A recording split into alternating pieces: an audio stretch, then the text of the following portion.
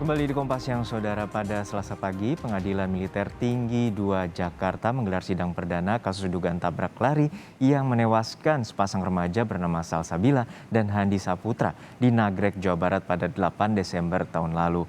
Terdakwa Kolonel Infanteri Priyanto sejak pagi tadi menjalani sidang di ruang sidang utama Pengadilan Militer Tinggi 2 Jakarta dengan agenda pembacaan dakwaan oleh auditor militer atau jaksa penuntut umum dalam peradilan militer. Sidang ini dipimpin oleh Hakim Ketua Brigadir Jenderal Farida Faisal dengan Hakim Anggota Kolonel Korps Hukum Suryadi Samsyir dan Kolonel Susmir Tusin.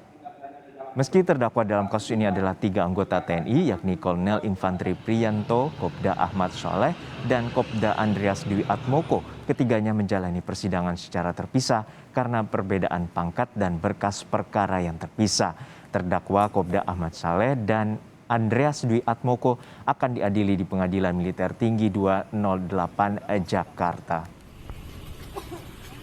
Lebih lengkap soal jalannya sidang, kita bergabung dengan jurnalis Kompas TV Putri Oktaviani di Pengadilan Militer Tinggi 2 Jakarta.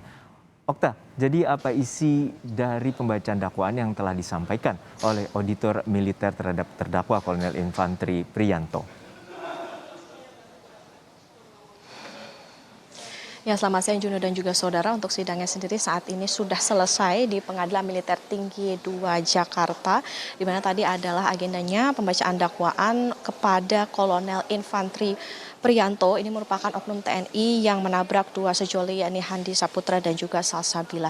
Tadi didakwa dengan atas sejumlah perbuatan dari Kolonel Infanteri Priyanto, diantaranya adalah pembunuhan, perampasan kemerdekaan, penculikan, dan juga pembuangan mayat.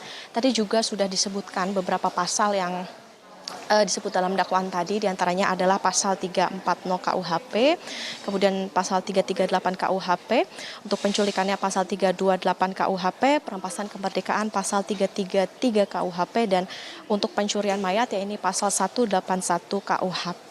Tadi bertindak dalam sidang diantaranya adalah Hakim Ketua Brigadir Jenderal TNI Farida Faisal, kemudian Hakim Anggota yakni Kolonel Cakra Suryadi Samsir dan Kolonel Khusus Mirtusin. Sebetulnya terdapat 3 pelaku, begitu terduga pelaku, maksud kami Juno dan juga saudara, diantaranya selain Kolonel Infanteri Priyanto juga ada 2 kopda lain, yakni Kopda Ahmad maksud kami dan juga Kopda Dwi Atmoko. Namun karena sesuai dengan